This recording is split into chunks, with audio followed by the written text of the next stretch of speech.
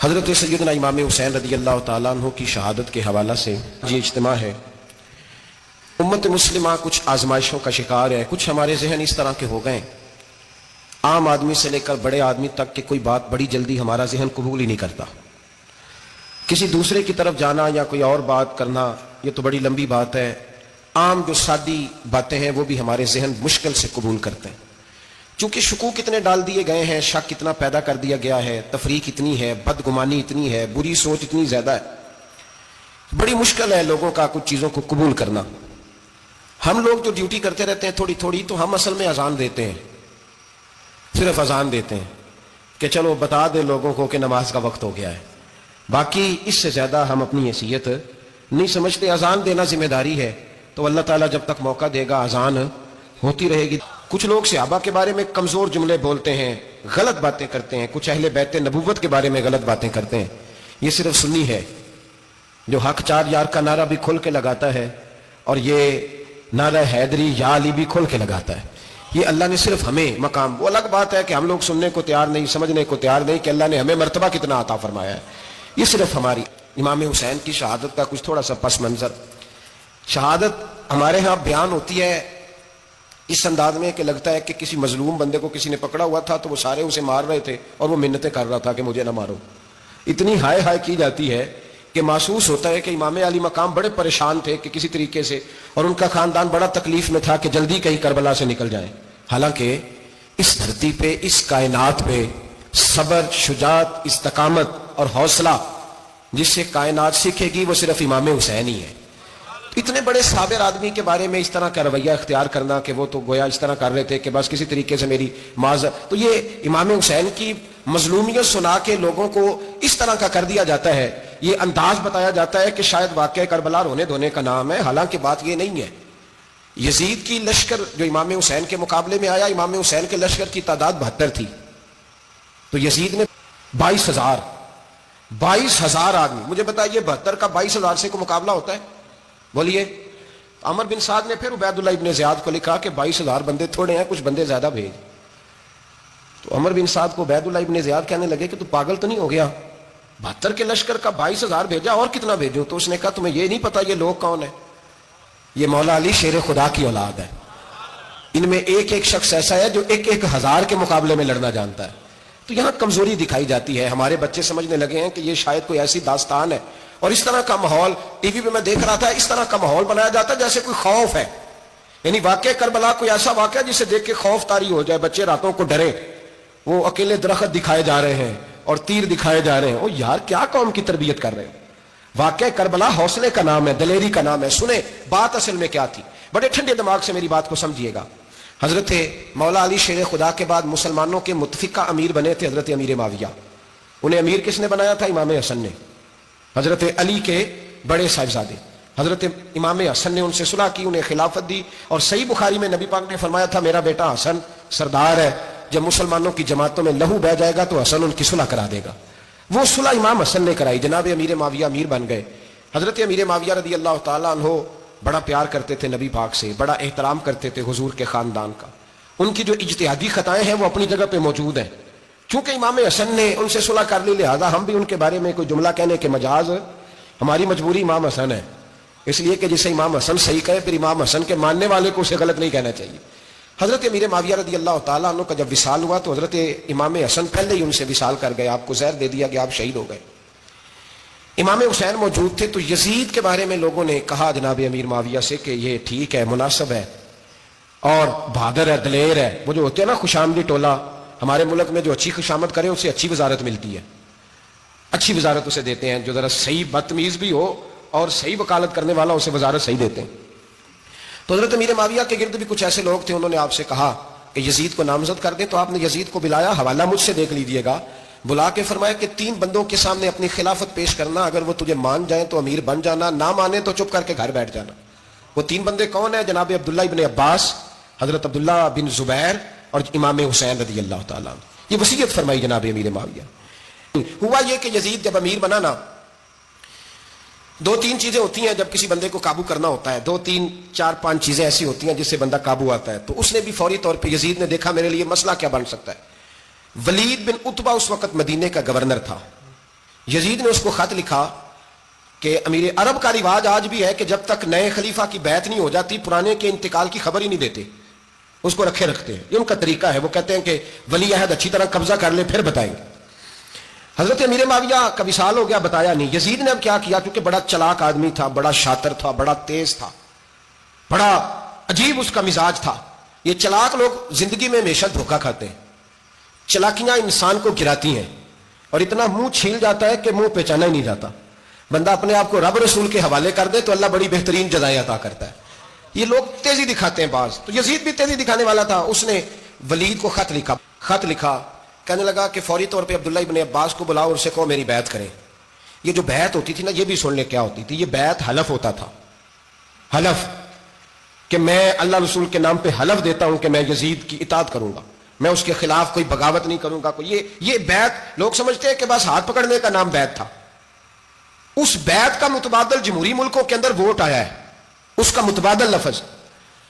تو کہا بیعت کریں. حضرت عبداللہ ابن عباس کو بھی بلاؤ، عبداللہ بن زبیر کو بھی بلاؤ، امام حسین کو بھی بلاؤ. امام حسین آدھی رات کے وقت بیٹھے تھے مسجد نبوی میں، چونکہ پانچوں نمازوں کی آپ امامت کرتے تھے. انہوں اللہ خیر کرے جڑا نماز پڑھائے ہو مولوی، تو جڑا ٹل پائے ہو پیر، جڑا مہینہ نہ نہائے چھوٹا پیر، تو جڑا 6 مہینے نہ نہائے ہو بڑا پیر.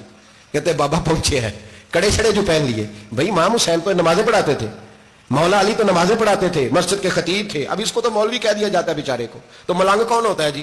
کہتے جڑا کپڑے کٹ پائے. کیا تماشا ہے، قوم جدھر دل کرتا ہے نکل جاتی ہے. امام حسین نماز پڑھا کے عشاء کی بیٹھے تھے. جناب عبداللہ بن زبیر. عبداللہ بن زبیر کون تھے؟ یہ نبی پاک صلی اللہ علیہ وسلم پھپھی کے پوتے تھے اور جناب صدیق اکبر کے نواسے تھے. حضرت عبداللہ بن زبیر اور جناب زبیر بن عوام عشرہ مبشرہ صحابی ہیں، ان کے بیٹے تھے. بہت زیرک آدمی تھے. یہ بھی امام حسین کے پاس بیٹھے تھے. عبداللہ ابن عباس بھی تھے جو حضور کے چچا کے بیٹے ہیں، اس امت کے پہلے مفسر ہیں قرآن پاک. یہ لوگ بیٹھے تھے. تو ولید نے ایک بندہ بھیجا، اس نے آ کے کہا جناب آپ کو گورنر صاحب نے بلایا ہے. تو عبداللہ بن زبیر کہنے لگے حسین اس وقت بلانے کی بات سمجھ میں نہیں آئی. تو امام حسین بڑے بصیرت والے تھے، اللہ نے بصیرت دی تھی. کہنے لگے عبداللہ آپ کو سمجھ نہیں آئی، مجھے سمجھ آ گئی ہے، امیر معاویہ وصال کر گئے اور یہ ہمیں جو بلایا گیا ہے نا، یہ یزید کی بیعت کے لیے بلایا گیا ہے. تو کہا پھر آپ آدھی رات کو نہ جائیں، آپ کے لیے خطرہ ہوگا. تو امام حسین فرمانے لگے خطرہ حسین کو نہیں ہوتا، حسین کو خطرہ نہیں. کہا پھر بھی آپ مہربانی کریں ذرا احتیاط سے جائیں. تو جناب عبداللہ ابن زبیر نے، عبداللہ ابن عباس نے 14 بندے نیزے دے کے، تلواریں دے کے امام حسین کے ساتھ بھیجے اور کہا کہ امام حسین اگر اس نے کوئی غلط ملت بات کی نا، زبردستی بیعت کرنے کا کہا، تو آپ بس کوئی ایک بات اونچی آواز میں کر دینا، یہ سپاہی پیچھے آ جائیں گے. امام حسین ان 14 بندوں کو لے کے گورنر ہاؤس پہنچ گئے.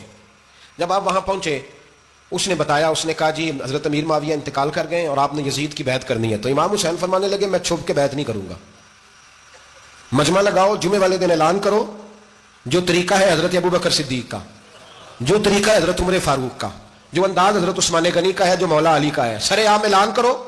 اگر ساری دنیا یزید کی بیعت کرے گی تو میں بھی تیار ہوں. تم مجھ سے بیعت لے کے پھر لوگوں کو بتانا چاہتے ہو کہ حسین بیعت ہو کر رہے ہیں تو تم کیوں نہیں کر رہے؟ میں عام آدمی نہیں ہوں، لہذا چھپ کے بیعت نہیں کرتا. جب یہ بات کی نا تو ولید بڑا نرم دل تھا اور امام حسین کی شان کو جانتا تھا.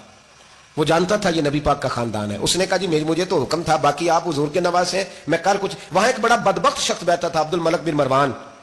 وہ ولید سے کہنے لگا کہ اگر حسین آج تمہارے ہاتھ سے نکل گئے تو تمہارے لیے بہت بڑا مسئلہ کھڑا ہو جائے، انہیں جانے نہ دینا، یا بیعت کراؤ یا ان سے کہو جنگ کے لیے تیار ہو.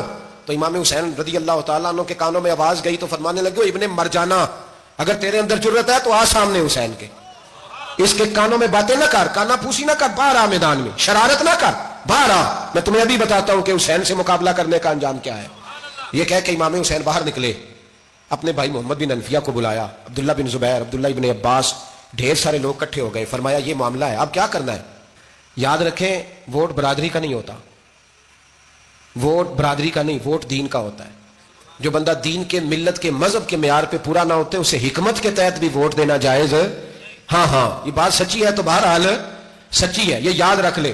ہمارے ووٹ سے کوئی ایم این اے، ایم پی، یہ جتنے ظلم کرے گا ووٹ دینے والا اس کے ظلم میں شریک ہوگا، بالکل 100%. یہ لکھ لیں بات. ہم اس وقت بڑی جلدی، پتہ نہیں ہمیں کیا مسئلہ ہو جاتا ہے، اتنی مصیبت انہیں نہیں بنی ہوتی، یہاں بنی ہوتی ہے. خدا کا خوف کریں. امام علی مقام ووٹ ہی مانگ رہا تھا نا یزید، اور پھر اس نے بڑے بڑے لالچ دیے. اس نے کہا کہ آپ 5-4 صوبے ہیں جس کی گورنری مرضی رکھ لیں، دولت آپ کی مرضی کی. تو پھر آج ہمیں بھی لوگ مشورہ دیتے ہیں، کہتے ہیں مسجد میں سیاست نہیں ہونی چاہیے. میں نے کہا کیا کریں، یہ امام حسین ہمیں مجبور کر گئے، کوئی نہ کوئی بات کرنی پڑ ہی جاتی ہے. امام علی مقام نے فرمایا چھپ کے ووٹ کی بات بیعت کی بات نہیں ہو سکتی. آپ نے جا کے لوگوں سے مشورہ کیا تو وہ کہنے لگے حضور وقت ابھی مناسب نہیں ہے, آپ اس طرح کریں یہاں رکے, ہم مکے سے عراق سے کوفے سے لوگوں کو بلاتے ہیں, یہاں ایک بڑی مجلس مشاورت قائم کرتے ہیں. امام حسین فرمانے لگے اگر تم مشاورت قائم کرو گے تو ولید اور عبد الملک بن مروان وہ تو جنگ کرنے کو تیار ہے, اور نبی پاک نے فرمایا ایک مینڈا ہوگا جس کی وجہ سے مدینے کی گلیوں میں لہو بہے گا. فرمانے لگے میں وہ بکرا وہ مینڈا نہیں بننا چاہتا. کہا پھر آپ کیا کریں گے؟ تو امام حسین رو پڑے, فرمانے لگے میں مدینہ چھوڑ جاؤں گا لیکن مدینے کی حرمت پامال نہیں ہونے دوں گا. امام علی مقام آدھی رات کے وقت نکلے. سیدہ فاطمہ کا دروازہ ایک اس دن تھا جس دن حضرت مولا علی کوفے چلے گئے, اور دوبارہ آج تالا لگا جب امام حسین نکلے. آپ جنت البقیع کے پیچھے کھڑے ہو کے حضور کا روزہ دیکھنے لگے. اس وقت گنبد تو نہیں ہوتا تھا, روزہ دیکھنے لگے. نانا تیرے کرم کے خزینے کی خیر ہو, میں جا رہا ہوں تیرے مدینے کی خیر ہو. سارا خاندان لے گئے, مکے تشریف لے گئے. حج کے ایام قریب آنے والے تھے. امام حسین نے وہاں لوگوں سے باتیں کی. جب امام حسین وہاں سے پہنچے تو کوفے سے خط آنے لگے. کوفہ حضرت علی کا دارالخلافہ تھا, وہاں آپ کے محبین پیار کرنے والے ڈھیروں تھے. انہیں خط لکھے کہ حضور آپ چپ کر کے بیٹھے ہوئے ہیں اور ہمارے اوپر یزید مسلط ہو گیا ہے.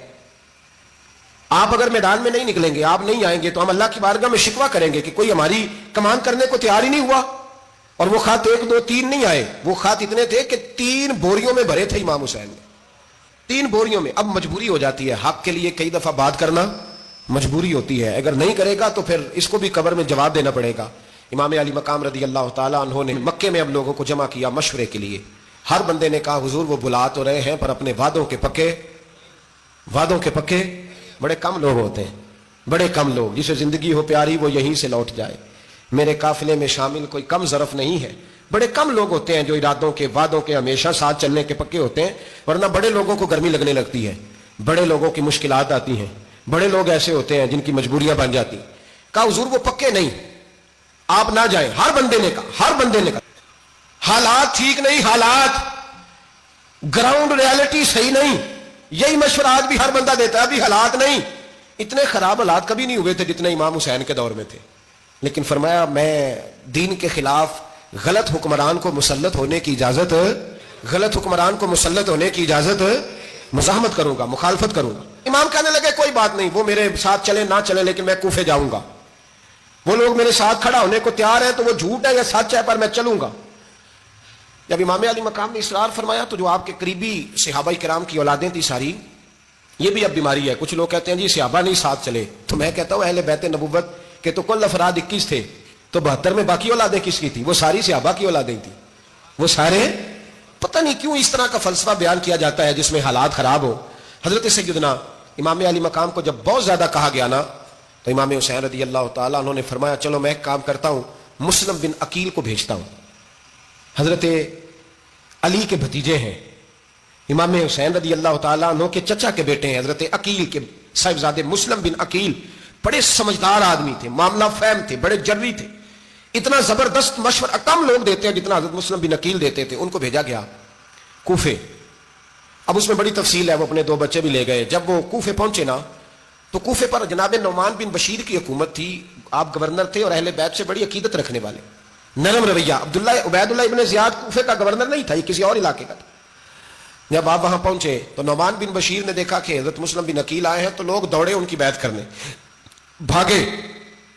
اتنے لوگ جمع ہوئے کہ ایک دن میں 17,000 آدمی نے بیعت کر لی. تو تمہیں پتہ ہے نا جڑا الیکشن لڑتا ہوں راتی جیت کے سوندا ہے, وہ فاتح ہوتا ہے, ہر روز جیتتا ہے. پتہ اسی دن چلتا ہے جس دن الیکشن کا ریزلٹ اناؤنس ہوتا ہے. 17,000 آدمی ایک دن آیا. اب وہ جو امام مسلم بن عقیل کے وہاں نعرے لگانے والے تھے کہنے لگے حضور یہ پہلے دن کی کارکردگی ہے, 2-4 دن میں دیکھیے کیا ہوتا ہے. 2-4 دن میں کیا ہوا, 40,000 آدمی نے بیعت کر لی. اب وہ 40,000 بندہ تیار ہو گیا. ادھر سے جو یزید کے وفادار تھے انہوں نے خط لکھا یزید کو کہ تو نے بڑا نرم آدمی گورنر بنایا ہے اور 40,000 بندہ چلا گیا حسین کی طرف.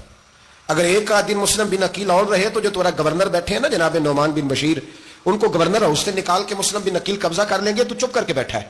یزید بڑا تیز تھا, اس نے ایک آدمی گھوڑے پہ دوڑایا. عبید اللہ ابن زیاد ایک اور علاقے کا گورنر تھا پر بڑا ظالم سا بدماش تھا, بڑا سخت گیر آدمی تھا. اس کو کہا کہ تو پہلے ایک صوبے کا گورنر ہے, جا تجھے دوسرا صوبہ بھی دیا. اس طرح کار فوری طور پہ کوفے پہنچ اور جا کے مسلم بن عقیل کو گرفتار کر, جو آدمی ان کا ساتھ پھر بھی دے اسے قتل کر دے. اس نے کیا